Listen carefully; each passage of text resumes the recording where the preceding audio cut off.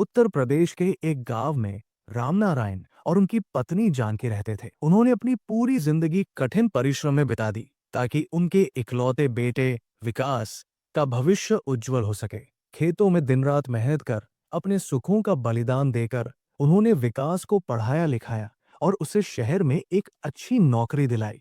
रामनारायण और जानकी के लिए उनका बेटा ही उनकी दुनिया था। उन्होंने अपनी सारी जमा पूंजी उसकी पढ़ाई में लगा दी, यहाँ तक कि अपना पुश्तैनी खेत भी गिरवी रख दिया। जब विकास ने पढ़ाई पूरी की और शहर में नौकरी लग गई, तो उनकी आंखों में सपने थे कि अब उनका बेटा उन्हें आराम की जिंदगी देगा।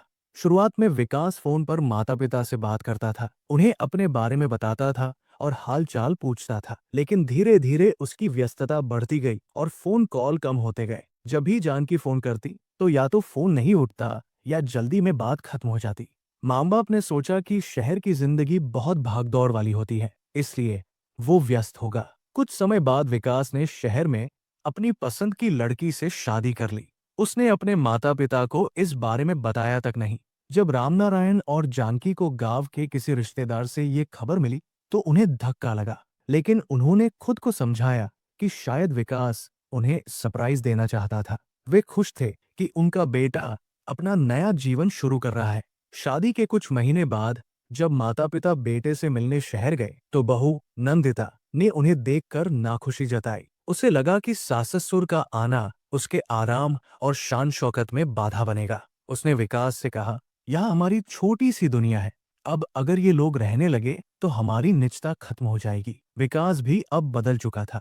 उसने माता पिता को घर में रहने दिया, लेकिन उनका ख्याल रखना तो दूर, उनसे ठीक से बात भी नहीं करता था। जानकी जब रसोई में कुछ बनाती तो नंदिता ताने मारती। गांव की रसोई और शहर की किचन में बहुत फर्क होता है। मां जी, आपसे ये सब नहीं होगा। धीरे धीरे उन्होंने रसोई में जाना ही छोड़ दिया। रामनारायण सुबह घर के बाहर बैठ जाते, किसी से बात करने को तरसते। वो सोचते, क्या ये वही बेटा है जिसके लिए हमने अपनी पूरी जिंदगी लगा दी? लेकिन वो अपने मन की बातें किसी से नहीं कह पाते।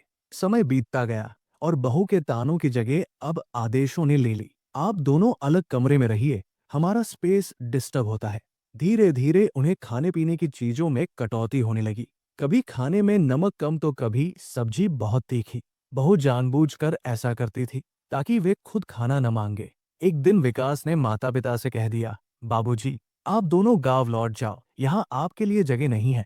ये सुनकर जानकी की आंखों में आंसू आ गए। उन्होंने कहा, बेटा, हमने अपनी पूरी जिंदगी तुम्हारे लिए लगा दी और आज तुम हमें ही घर से निकाल रहे हो। लेकिन विकास पर कोई असर नहीं हुआ। उसने माँ बाप के लिए गांव जाने का टिकट भी कटवा दिया। थके हारे रामनारायण और जानकी गांव लौट आए। गांव का टूटा फूटा घर अब उनका अंतिम सहारा था। गांव वालों ने जब उनकी हालत देखी तो वे स्तब्ध रह गए।